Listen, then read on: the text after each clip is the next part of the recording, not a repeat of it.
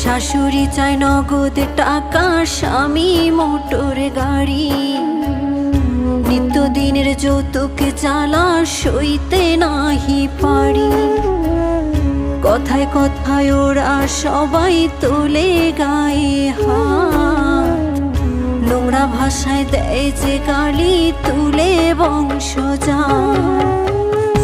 একদিন ঠিকই শুনবা বাবা তোমার মেয়ে নাই, যৌতুক নামের মরণ ব্যাধি হবে সেদিন দায়।